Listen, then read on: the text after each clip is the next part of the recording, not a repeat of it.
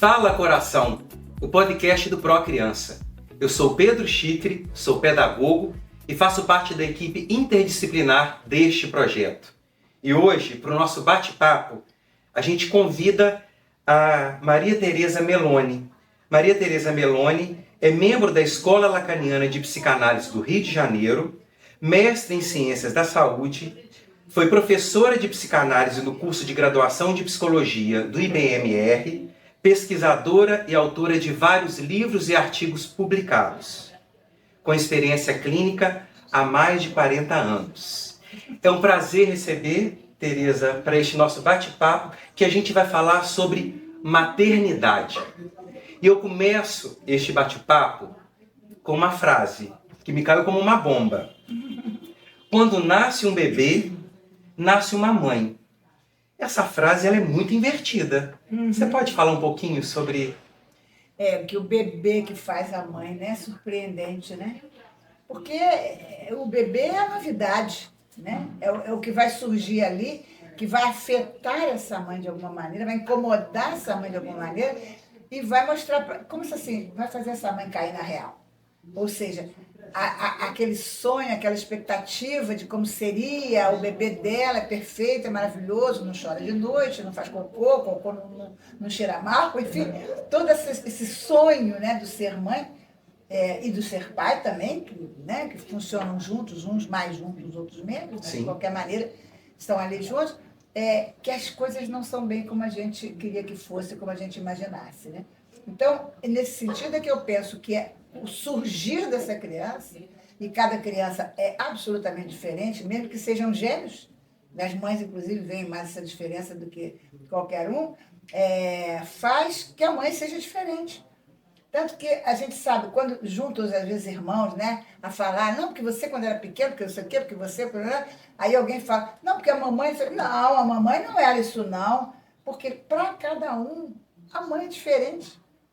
Né? Surge uma mãe diferente. Não importa se é o primeiro filho, se é o segundo filho, ela vai ter sempre que se virar com a novidade desse filho que vem. E ainda bem, né? Sim. Porque senão seria ninhada. Né? É verdade. A mãe tem uma figura muito romantizada, né? A figura mulher, materna. Então, assim, eu vou ser mãe. Então, cria-se aquela expectativa, e essa expectativa ela começa a crescer, e a mãe começa a perceber que nem tudo aquilo que ela havia achado que ela ia sentir no estado de ser mãe, começa a ter uma série de mudanças, assim. Você explica um pouquinho, assim, que a cada mãe é uma mãe única, né? Cada filho que nasce vai tornar-se a pessoa única nessa relação de troca de mãe e filho. Sim. Esse é o caminho, eu fiz um trabalho, inclusive, com uma colega que estava, acho que estava na França, fazendo um estudo sobre o que ela chamava de instinto materno. E ela disse que esse tal de instinto materno pesa como uma obrigação de que uma mulher nasceu para ser mãe, e ela sabe como vai fazer isto, o que vai acontecer, como ela vai se desembaraçar. Então, produz uma expectativa, eu diria mais que expectativa, uma exigência, né, de saber de alguma coisa que é da vida. E a vida acontece, a vida não vem com manual de instrução. Né? E então, muitas vezes, provoca nessas mulheres uma ansiedade, uma angústia acentuada, e muitas vezes uma culpabilidade, porque ela jamais vai atender a isso que o social espera. Como você deixou essa assadura? Um pediatra vai... ele está assado. Eu sou uma péssima mãe porque teve essa assadura, coisas por aí, né? Sim. Então, isso para a mulher já vem com esse peso moral, social, de que... Encarregar essa responsabilidade, de que tudo, né? que acontece com aquela criança, a responsabilidade é dela, é ela que tem que, de alguma maneira... E o que acontece com essa criança é da vida. Como é que começa a estabelecer essa relação, essa troca entre esse ser que acabou de nascer e essa mãe? Você pode falar um pouquinho desse início da vida? Olha, esse até eu acho que posso, assim, sendo um pouco poética. Ou então com uma metáfora que eu gosto de fazer. É como se alguém viesse do outro planeta e fosse colocado no Maracanã, no meio do jogo Fla-Flu. Joga! Como? Não sei as regras, não sei o que é Fla, não sei o que é Flu, não sei o que é Maracanã, não sei o que é bola. É mais ou menos assim que uma criança vem, com um organismo que não está preparado para viver na atmosfera, quer dizer, com a força da gravidade. Ele foi preparado até então para viver num zero de força de gravidade, que é o útero, né? Alimentado diretamente, sem ter que fazer nenhum esforço. Quer dizer, nada lhe falta dentro do útero. Sim. E quando ele nasce, a primeira coisa que falta é oxigênio. E o pulmão, que era espremidinho assim, porque estava no gravidade negativa, e isso dói. E agora, daí em diante, ele tem que ficar botando oxigênio, gás carbônico para fora, oxigênio para dentro, e tem que isso, e tem que aquilo, e tem que o estômago ronca, e tem que não sei o quê, e tem que se alimentar. Enfim, e a mãe é que decide dar nome a tudo isso. É como se a mãe dissesse, isso que você está sentindo, que ele nem sabe o que é, porque uma coisa é você ter consciência que você está com frio, né? Você reconhece, dá um nome, dependendo da língua que você falar, mas não importa, tem um nome para essa sensação de que está frio. Outra coisa é só o corpo ter essa sensação. A criança não tem nem a capacidade de identificar aquilo que ela está sentindo. Então, uma sensação de frio, ela é tão afetada, a criança é tão afetada por uma sensação de frio, como uma sensação de uma ardência porque a fralda está suja. É a mesma coisa. Mas a mãe diz, não, você está sentindo frio. Tá? Vamos tomar banho para trocar a fralda, porque você está incomodado que está com cocô na fralda. Então a mãe vai dando nome, vai dando sentido às experiências do bebê. Sim. Né? A psicanálise, até um certo tempo, historicamente, chamava isso de uma relação simbiótica mãe-bebê, como se fosse uma ligação umbilical, digamos assim. Até se fala muito de cortar o cordão umbilical, aquela coisa. Mas, mesmo antes da criança nascer, essa relação não é assim tão umbilical, tão cordão umbilical.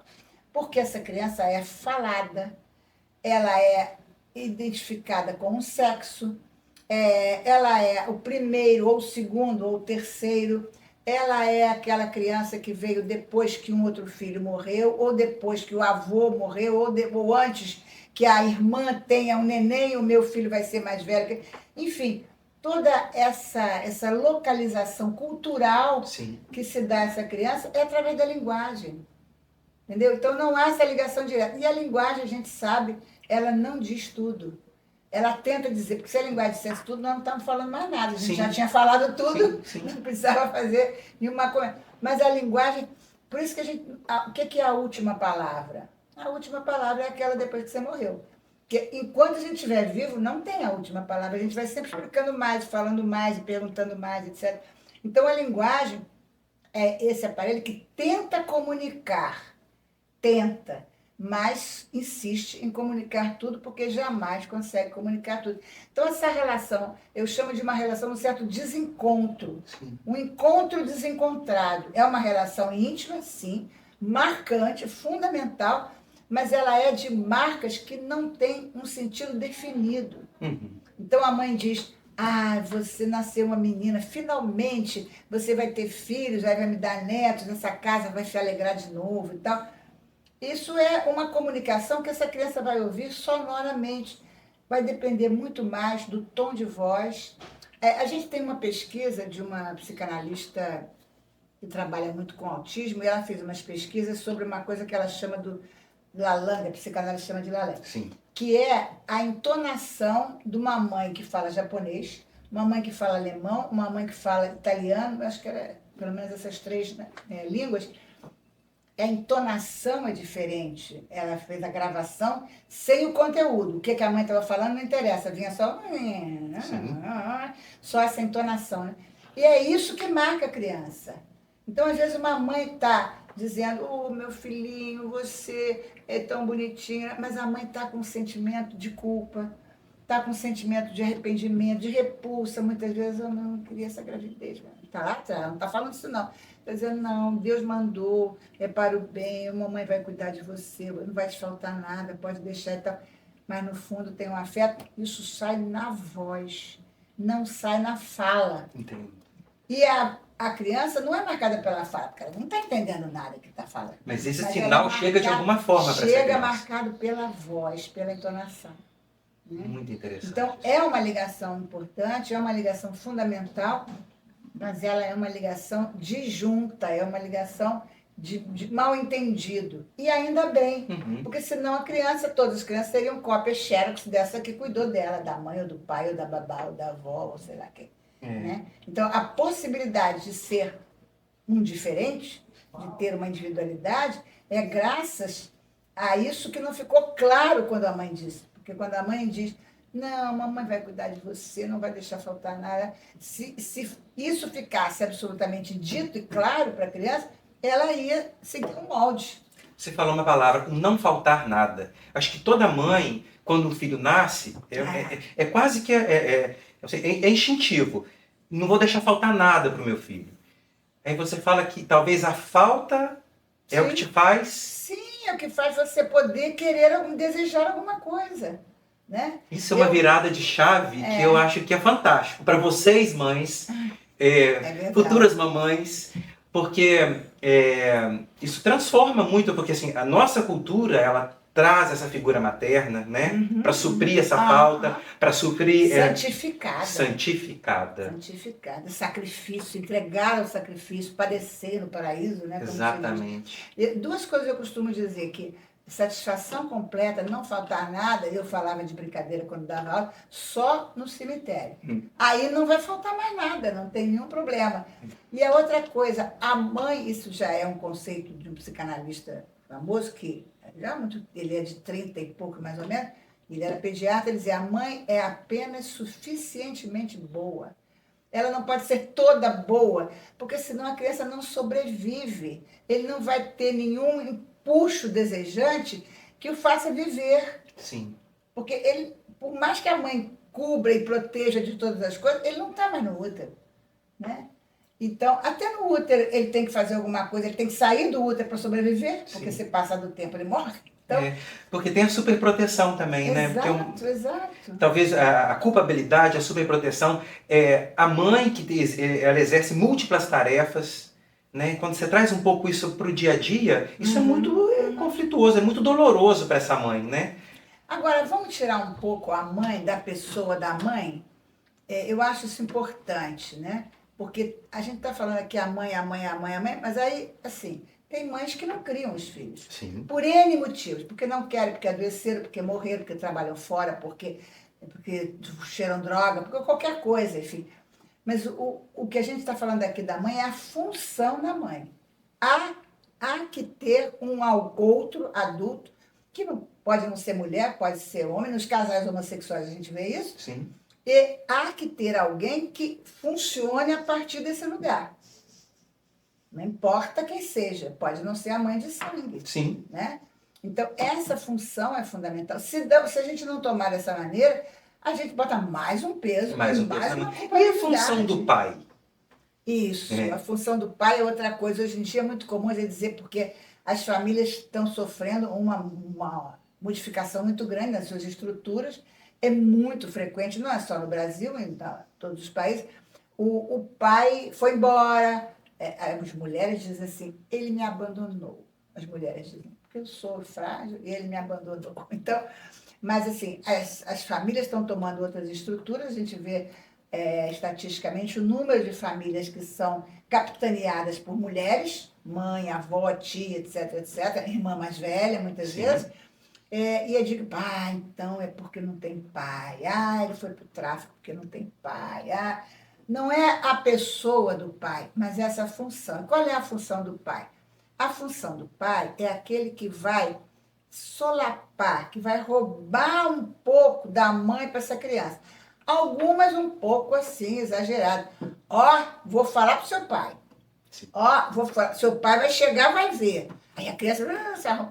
Enfim, mas de qualquer maneira é essa outra instância que age entre a mãe e a criança. A mãe está se ocupando do pai.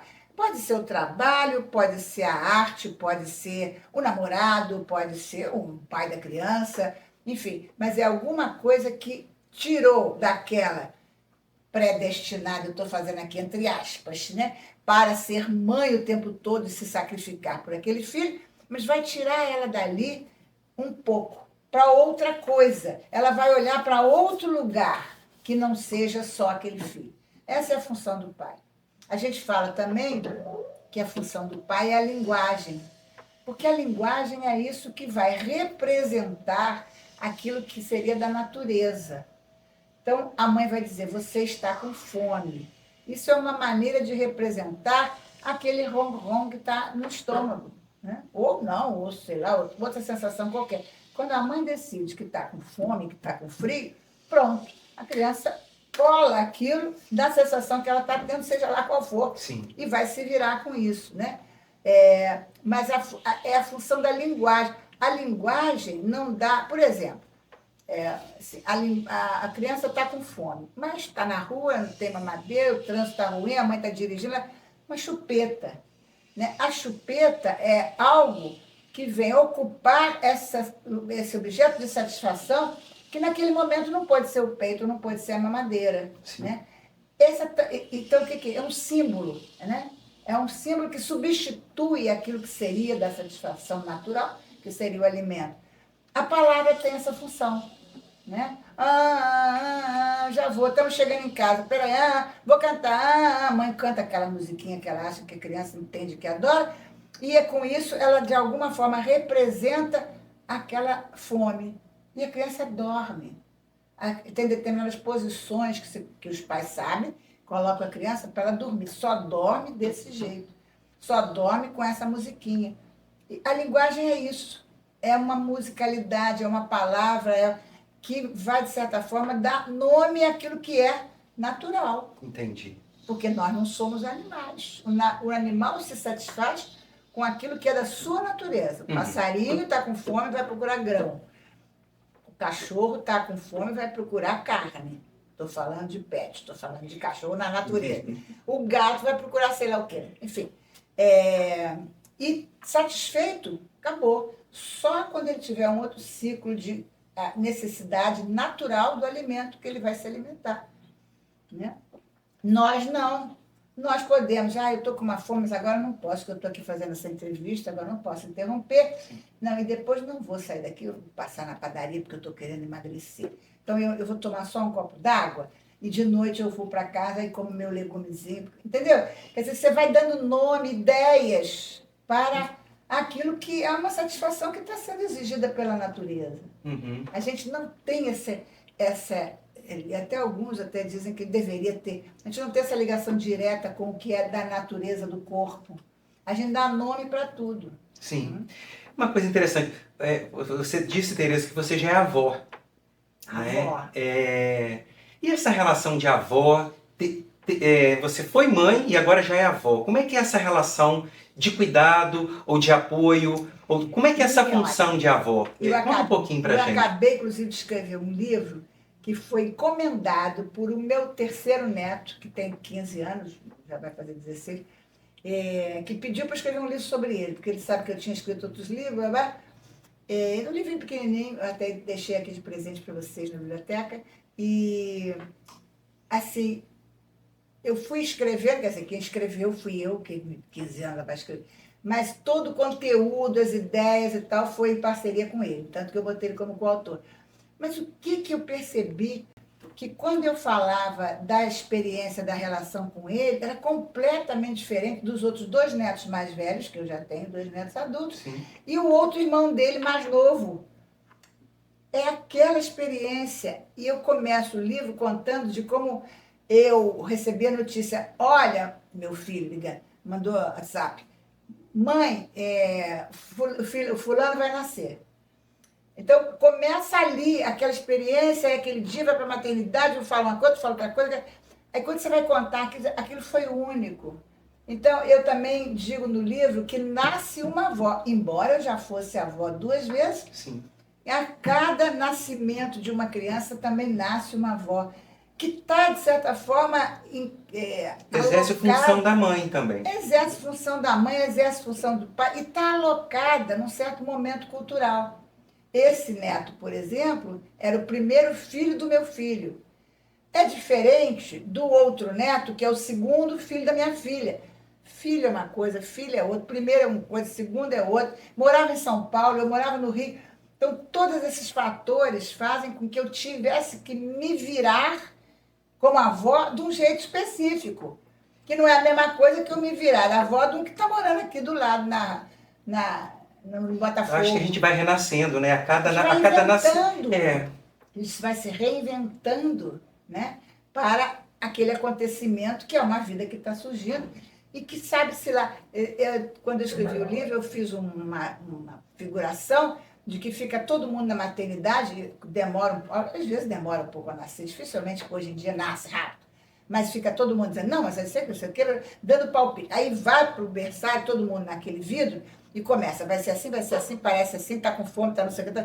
Parece, assim, uma série de predições, todo mundo falando, fadas madrinhas dizendo isso, dizendo aquilo, dizendo não sei o quê, em torno daquela criança, ainda bem que ele está protegido pelo vidro, está lá dentro, mas assim, esse momento, né, em que uma revolução ali, como se o mundo todo parasse para você começar a lidar com aquela novidade, aquilo que você não sabe como é que vai ser, mas a gente se vira, inventa e se reinventa para fazer isso. Deixa eu te pedir uma coisa, aproveitando essa oportunidade deste tema estar aqui. Eu tive sabendo que a gente teria essa conversa, ontem eu estive conversando com a Letícia Braga, que é a nossa assistente social, e que ela acabou de ser mãe pela segunda vez. E eu falei, Letícia, o que é ser mãe para você? Eu posso ler aqui, eu peguei algumas palavras, algumas frases do que ela havia me dito, só para a gente tentar fazer para ver como é que você vê essa leitura dessa mãe que me disse isso tudo ontem. A maternidade é divina. É uma queda livre. Potência, não existe potência maior. Esse sentimento de ser mãe, ela falou que é uma potência, é uma coisa que é tudo muito difícil no início, mas é tudo maravilhoso. Tudo muda. Você entra em uma pessoa e sai do avesso. Você muda e nunca mais você volta para o seu eixo. Você se reencontra. É uma readaptação. Você jamais será a mesma pessoa. O que você me diz desse combo? Bonita, né? Cada frase dessa me abre uma série de... Ela só diz assim, só para a gente fechar aqui o que a gente acabou agora há pouco, assim, a mãe geralmente é o que eles esperam de você, o que você seja, né? Essa expectativa do outro. Peso, tem um peso, né? Aí, né? É uma relação de aprendizado diário, e a questão da romantização da maternidade, que ela falou que a mulher ela nasceu para crescer e se tornar mãe. Então, assim, e isso tudo vem abaixo, assim, quando ela se percebeu mãe ali. Porque, na verdade, você falou a palavra certa, é uma romantização, porque se a gente for ler, né, historicamente, em outras civilizações, em outros tempos, a mulher não nasceu para ser mãe. Isso até biologicamente procriar. Uma coisa é procriar, outra coisa é ser mãe. Sim. E as coisas podem estar absolutamente separadas. A gente tem experiência disso, né? Agora, algumas palavras que você usou aí, né? Assim, eu diria, nunca mais chega no seu eixo. Quer dizer, é um momento de loucura. E eu estou falando loucura não no sentido de alguma coisa patológica, mas uma loucura como um artista que uma loucura cria boa. uma obra. Sim. E que pinta um quadro enorme, um Mozart que faz uma sinfonia, enfim, aquela experiência, e não dá para repetir. Os grandes artistas mesmo, eles não fazem 3, 4 quadros iguais, aquela experiência. Ele fez aquela sinfonia, e aquela outra vai ser diferente. Sim. Então, realmente, nunca mais você volta ao seu eixo, porque é uma experiência única, de total revolução. Agora, tem umas coisas que ela falou que eu não lembro, que assim, esse peso, né? Muitas vezes a mulher fica um pouco soterrada, presa, amarrada, engessada por esse peso de que ser mãe é alguma coisa definida. E se eu estou falando que é uma experiência, fazendo uma analogia com uma experiência artística, não pode ser definida. Eu não posso chegar para um pintor famoso, um Guignard, e dizer, olha, eu quero um quadro que coloque aqui o mar, uma canoa, o sol aqui, eu quero um vermelho no fundo. A riqueza está nessa experiência, né, Tereza? Eu posso encomendar. E, de certa forma, a sociedade faz um pouco com isso. Hoje em dia, então, os manuais, eu vejo, assim, para ter filho, já tem a ciência já dá uma série de instruções, o dia que vai copular, o dia que vai não sei o quê, como, que vai fazer um remédio, comida que vai... Ontem eu estava atendendo uma moça e ela dizia que a alimentação dela em função de engravidar. E agora que as pessoas estão querendo escolher quando engravidam, vão deixando para depois, porque né, ficam um pouco assustadas com essa experiência, porque nunca mais vai voltar para o eixo, então ninguém está querendo largar seu eixo. E aí a biologia, o corpo, né, já não favorece uma gravidez, então tem todo um aparato. Cria-se uma tentativa de um acerto, né, o tempo inteiro. E às vezes o melhor, o desacerto é o que vai ser a grande... Não, é sempre o desacerto. Ah, que coisa boa. Sempre Olha, isso é maravilhoso escutar isso. É virar uma chave, assim. É uma novidade, é de nunca mais volta para o seu eixo. Mas que eixo? Que bom que a gente não volta para o eixo, senão a gente ia ficar repetindo sempre a mesma coisa. A gente se torna outra pessoa. E não é só com o nascimento do filho, é com acontecimentos do filho. É aquele filho que não passou de ano, aquele filho que a namorada deu fora nele. Ave Maria, minha decepção amorosa, encontrei ela beijando fulano. Enfim, quer dizer, a cada momento desse a mãe se reinventa. O que eu vou dizer para ele? Né? Enfim, não passou de ano, mas caiu, que bateu com o carro, sei lá o que foi, né? Experiências, às vezes, violentas. Hoje em dia, sempre houveram essas experiências violentas, só que hoje a gente está mais marcado, né, por uma banalização da violência. Mas no colégio, um menino me bateu, me chamou disso, me chamou daquilo, enfim. E a gente vai fazer o quê? Não tem como aplacar isso, a não ser dar a mão e ser solidário e dizer, poxa, meu filho, mas vai passar. Inventa. Uma diz vai passar, outra diz tudo bem, vamos embora, vamos fazer outra coisa, enfim. Tereza, nossa, eu estou encantado com a sua fala, com a sua disponibilidade. Eu estou novamente me emocionando, porque acho que mãe eu enquanto filho, é uma coisa muito especial também, né? Que marca também profundamente a gente, que é filho. De vários momentos, você falando, quando eu começo a dar conta de mim, né? Quando eu saio daqueles primeiros barulhos, assim, é uma relação muito rica, é uma relação de troca muito forte, ela é muito bonita, né? E eu acho que só vivendo, só experimentando, eu acho que eu estou muito feliz de te receber, nós estamos muito felizes aqui no Procriança, em poder ter uma tarde, ter esse privilégio de ter a sua presença, a sua palavra, o que a gente está levando para essas pessoas que não tiveram a oportunidade de estar aqui hoje para o nosso bate-papo, mas a gente deixar isso registrado aqui, o quanto isso é importante. E eu imagino que para essas mães, quer dizer, nenhuma mãe passa na cabeça dela que ela vai ter um filho com uma cardiopatia, né? E coração, além de ser aquele músculo, né, que se contrai, expande, bota sangue bom para sangue ruim, ele é algo absolutamente romantizado, poetizado. Sim. Lugar dos sentimentos, dos afetos, do amor. Sim. Né? E isso, como isso deve marcar, né, essas mães. Então, é um trabalho magnífico que vocês fazem nesse sentido.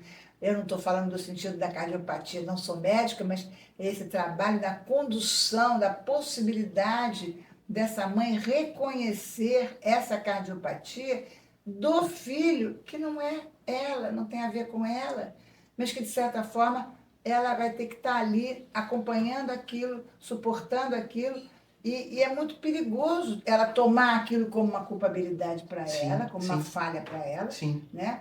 Porque isso vai tirar da criança a oportunidade dessa criança aprender como é que ela vai conviver com essa cardiopatia, né? Com esses sinais, com esses sintomas, enfim, que acompanham essa situação. Com certeza. Cada criança vai ter uma maneira, mas é preciso que a mãe não imponha a culpabilidade dela ou a maneira dela, né, lidar com isso.